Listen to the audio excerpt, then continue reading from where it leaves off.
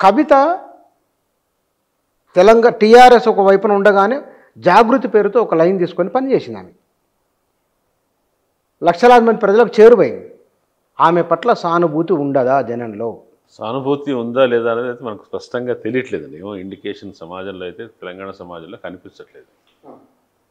ఓకల్గా బాగా ఎక్కువ మాట్లాడుతున్న బీఆర్ఎస్ శ్రేణులు ఆమెను తక్కువ చేయటం అంటే ఆవిడ పెద్ద ప్రభావశాలి కాదు అని చెప్పటం, లేదంటే కొంతమంది దాంట్లో ఎవరైనా దూకుడు వాళ్ళు ఉంటే వాళ్ళు ఆమెను వ్యక్తిగతంగా దూషించడం, కొంతమంది సీనియర్ తెలంగాణ ఉద్యమంతో సంబంధం ఉన్న సీనియర్ వ్యక్తులు కూడా బాధ్యత లేకుండా ఆమెను వ్యక్తిగత విషయాలు తీసుకొచ్చి సందర్భంగా అసభ్యంగా మాట్లాడటం ఇవన్నీ చూస్తున్నాం మనం. కాబట్టి ప్రజలు మనసులో ఏముంది అంటే, ఇవాళ కవిత ఎదుర్కొన్న పరిస్థితికి ఇతర సందర్భాల్లో అయితే ఆమె పట్ల కొంచెం సానుభూతి రావాలి. కానీ ఆమె మీద మొదటి నుంచి కూడా ఆమెకు ఇమేజ్ డెఫిషియన్సీ ఉంది. ఆమె ప్రతిష్ట విషయంలో కొంచెం మైనస్ పాయింట్స్ ఉన్నాయి ఆమెకు. ఇటీవలదైతే మనకు తెలుసు లిక్కర్ స్కామ్. మొదటి నుంచి కూడా ఆవిడ చిన్న చిన్న విషయాలు, అనుబంధ విషయాలకు పరిమితం అవుతూ వచ్చింది. బతుకమ్మ కావచ్చు, కల్చరల్ విషయాలు కావచ్చు, లేదా సింగరేణి కార్మికులు కావచ్చు, ఇవేవి ప్రధాన రాజకీయాల్లో లేదు. ప్రధాన రాజకీయాల్లో ఉన్న సందర్భం ఇప్పుడు ఆవిడ పార్లమెంట్ సభ్యురాలుగా ఉన్నప్పుడు నిజామాబాద్ జిల్లా దాదాపు ఆవిడ అధీనంలోనే ఉన్నట్టుగా, పార్టీ మొత్తం ఉన్నట్టుగా ఆవిడ వ్యవహరించింది. జాతీయ స్థాయిలో పార్లమెంట్లో ఆవిడకి అవకాశం దొరికినప్పుడు మంచి వక్తగా ఇష్యూస్ తీసుకొని మాట్లాడింది. కానీ ఆవిడ మొత్తంగా ఆవిడ లైన్ తీసుకుంటే ఆవిడ ఒక సహాయ పాత్రధారిగా ఉంది తప్ప ప్రధాన పాత్రధారిగా లేదు. ఆ అసలే కుటుంబంలో వ్యక్తులు ఎక్కువ మంది పార్టీలోనూ ప్రభుత్వంలోనూ ఎక్కువ రోల్ ప్లే చేస్తున్నారు అనే ఒక సహజమైన నిరసన పార్టీలోనూ బయట సమాజంలోనూ బీఆర్ఎస్ మీద ఉన్నప్పుడు ఈమెను కూడా ముందుకు వస్తే ఇంకా ఆ పేరు ఇంకా పెరుగుతుంది అనేది కూడా ఆ రోజున కేసీఆర్కి భయం ఉండొచ్చు. అన్నందువల్ల ఆమెను కొంచెం కొద్దిగా ఎట్లయినా దూరంగా మొత్తం మెయిన్ స్ట్రీమ్కి కొంచెం పక్క నుంచి ఉంచారు. పక్కన ముందు జాగ్రత్త చర్యలు అనుకోవచ్చు ఇవన్నీ. అంటే అప్పుడు ఆమె వేరే ఇంటర్వ్యూలో వాటిలో చెప్పిన ఏంటంటే, నువ్వు రేపు పొద్దున మహిళా రిజర్వేషన్లు వస్తాయి, చాలామంది 50 మంది దాకా, 45 ఉంది 50 మంది దాకా మహిళా లెజిస్లేటర్లు ఉంటారు తెలంగాణ అసెంబ్లీలో. నువ్వు వాళ్ళను మేనేజ్ చేసుకుని వాళ్ళు లీడ్ చేయి నువ్వు, అట్లా ఏదో ఆయన చెప్తూ వచ్చారు. కానీ ఒక కేటీఆర్కు, ఒక హరీష్ రావుకు ఇచ్చిన ప్రాధాన్యం కానీ, ఇచ్చిన స్పేస్ కానీ, రాజకీయాల్లో ఎక్కువ ప్రమేయం కల్పించుకోవడానికి వాళ్ళకి ఇచ్చినటువంటి స్కోప్ కానీ తనకి ఇవ్వలేదని ఆమెకు అసంతృప్తి ఉంది మొదటి నుంచి. అయితే ఆమె మొదటి నుంచి అంటే ఈ పురుషాధిక్యత అని రాస్తే చాలామంది బీఆర్ఎస్ మిత్రులకి కోపం వచ్చింది. కానీ ఆమె నేనన్నది కాదు, ఆమెనే పేట్రియార్కల్ టెండెన్సీస్ మా పార్టీలో ఉన్నాయని అనేక సందర్భాల్లో బహిరంగంగానే అన్నది. ఈ మధ్య ఇంటర్వ్యూలో ఈ గొడవ మొదలైన తర్వాత ఎక్కువ అంటుంది. కానీ ఇంత గొడవ లేనప్పుడు కూడా ఆవిడ ఆ మాట ఇంతకుముందు బాహాటంగా అన్నది. కాబట్టి పురుషాధిక్యత కేవలం టీఆర్ఎస్లోనే బీఆర్ఎస్లోనే ఉందా అని కాదు. అన్ని పార్టీ పురుషాధిక్య లక్షణాలు లేని పార్టీ లేదు. కమ్యూనిస్ట్ పార్టీతో సహా అన్నింటిలో కూడా పురుషాధిక్యత ఉన్నది. కుటుంబ పార్టీలు అయితే ఇంకా ఎక్కువ ఉంది. కుటుంబ పార్టీలు కాకుండా పురుషాధిక్యత. కాబట్టి మనం వాళ్ళ సందర్భం వచ్చింది కాబట్టి బీఆర్ఎస్లో పురుషాధిక్యత, కేసీఆర్ పురుషాధిక్యత అని మాట్లాడుతున్నారు. ఇదే సందర్భంలో కొంతమంది అభిప్రాయపడినట్లుగా ఒక విమెన్ కాబట్టి ఆమె హక్కులు నిరాకరిస్తున్నారు, ఆమె ముఖ్యమంత్రి కాకూడదా, ఆమెను అణిచివేస్తున్నారు అనే భావన కొంతమంది వ్యక్తం చేస్తున్నారు. ఈ పర్టికులర్ సందర్భంలో కవితకు అవి అప్లికేబుల్ అవుతాయి ఆ ప్రశ్నలు? ఎవరికైనా అవుతాయి.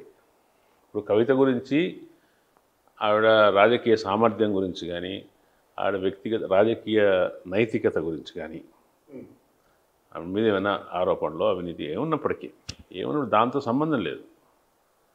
కుటుంబ పార్టీని మనం ఒప్పుకోం. ఒక కుటుంబం వారసత్వం అనేది ప్రజాస్వామికత కాదు. కానీ ఉన్నప్పుడు దాంట్లో కూడా వివక్ష ఎందుకు? వారసత్వం అంగీకరిస్తున్నాము అన్నప్పుడు కొడుకైతే ఏంటి, కూతురైతే ఏంటి అనేది ఉండాలి కదా. సమర్థత ఆధారంగా కొడుకును కూతురుని వేరు చేసావా, లేదా కూతురు కాబట్టి వేరు చేసావా, ఇవన్నీ సమస్యలు వస్తాయి. చాలా చోట్ల ఆడవాళ్ళు వాళ్ళకి ఇచ్చిన అవకాశాన్ని, వాళ్ళకి ఇచ్చిన వాటాతో సంతృప్తి చెందుతారు. అక్కడ మనకు సమస్య ఏమి రాదు, ఇష్యూ రాదు బయటికి. కానీ ఎవరైతే ఒక స్త్రీ తనకు న్యాయమైన హక్కు ఇప్పుడు ఇస్తుంది కాక ఇంకెక్కువ కావాలి, నాకు మాత్రం ఎందుకు అర్హత లేదు అని ప్రశ్నిస్తుంది దానికి. ప్రశ్నించినప్పుడు ఆ ప్రశ్నను మనం సమర్థించాలిగా. ఆమె యోగ్యురాలా కాదా, ఆమెకు అర్హత ఉందా లేదా, రేపు పొద్దున ఆమె ఉన్న యాస్పిరేషన్కి తగ్గట్టుగా ఆమె తన భవిష్యత్తు నిర్మించుకుంటుందా లేదా వేరే విషయాలు. అది మన అసెస్మెంట్ వేరే ఉంటుంది. ఎవరి హరీష్ రావు క్వాలిటీస్ ఏంటి, కేటీఆర్ క్వాలిటీస్ ఏంటి, కవిత క్వాలిటీస్ ఏంటి, ఈక్వలా, దీంట్లో ఎవరు ఎక్కువ ఎవరు తక్కువ అనేది అది మనం వేరే ఆబ్జెక్టివ్ అసెస్మెంట్ చేసుకోవచ్చు. కానీ ఒక స్త్రీ నన్ను తక్కువ చూస్తున్నారు, నాకు హక్కు లేదా, వరకు సమంజసమే, నేను కూడా కేసీఆర్ సంతానమే కదా, నాకెందుకు ఇవ్వరు అని అడిగినప్పుడు ఆ ప్రశ్న న్యాయమైన ప్రశ్న. కానీ ఇక్కడ సార్ కవిత మాట్లాడిన మొత్తం ఎంటైర్ ఎపిసోడ్ అంతా మీరు రాసిన వ్యాసంలో ఉంది. ఆవిడ వ్యక్తిగత అంశాలు ఉన్నాయి తప్ప ప్రజా సమూహానికి సంబంధించినవి లేవు అని. మరి ప్రజా సమూహానికి సంబంధించినవి లేవు అనుకున్నప్పుడు ఒక బీసీ గురించి మాట్లాడుతుంది, సామాజిక తెలంగాణ అంశం కూడా తెరపైకి తీసుకొని వస్తున్నారు. వీటి పట్ల సమాజం ఆలోచించే అవకాశం ఉన్నదా? అంటే ఆవిడ లేటెస్ట్ ప్రెస్ కాన్ఫరెన్స్, అంటే తను సస్పెండ్ చేసిన తర్వాత తన రాజీనామాను ప్రకటించే ప్రెస్ కాన్ఫరెన్స్ ఉంది కదా, ఆ ప్రెస్ కాన్ఫరెన్స్ ఆవిడ ఎత్తుకున్న పద్ధతి, ఆవిడ దాన్ని నిర్వహించిన పద్ధతి, ఆవిడ ఎవరి మీద టార్గెట్ చేసింది అవన్నీ ఉన్నాయి కదా, దాంట్లో ఆమెకు స్పష్టత ఉంది. కానీ ఆమె పొరపాటు చేసిందని నేను అనుకుంటున్నాను. ఎందుకు పొరపాటు చేసిందంటే, మొట్టమొదట ఎప్పుడైతే రైతోత్సవాల ప్రారంభ సభ, వరంగల్ సభ తర్వాత ఆమె రాసిన లెటర్ ఉంది కదా, ఆ లెటర్లో వ్యక్తిగత అంశాల కంటే రాజకీయ పార్టీ నిర్మాణ అంశాలు ఎక్కువ మాట్లాడింది. అంటే మీరు బీజేపీ గురించి చేయవలసినంత విమర్శ చేయలేదు అంది, గట్టిగా మాట్లాడి ఉండాల్సిందే అంది. తర్వాత నిర్మాణపరమైన అంశాలు మీ చుట్టూ దయ్యాలు ఉన్నారంది, మీకు ప్రజలకు మధ్యలో మిమ్మల్ని రీచ్ కావాలంటే వాళ్ళు అడ్డుపడుతున్నారంది. అంటే ఇది మనందరికీ కన్సర్న్ అయిన విషయాలు, సమాజానికి, వాళ్ళ పార్టీ శ్రేణులకు, సామాన్య ప్రజలకు కూడా సంబంధించిన విషయాలు. దాని తర్వాత సామాజిక తెలంగాణ గురించి మాట్లాడింది, ఇంకోచోట బీసీల ఇష్యూస్ తీసుకొని ఆర్గనైజ్ చేయడానికి ప్రయత్నించింది. ఇవన్నీ చేశారు ఆవిడ. కానీ ఈ లేటెస్ట్ మీటింగ్ దాన్ని మొత్తం ఫ్యామిలీ అఫైర్గా మార్చేసింది. దాంతో ఇదేదో ఏదో పంపకాల దగ్గర గొడవ, ఏదో వీళ్ళకి ఏదో మధ్యలో ఆస్తి తగాదాల కోసం పోట్లాడుతున్నట్టు ఒక సామాన్యులు అనుకునే పరిస్థితి ఏర్పడింది.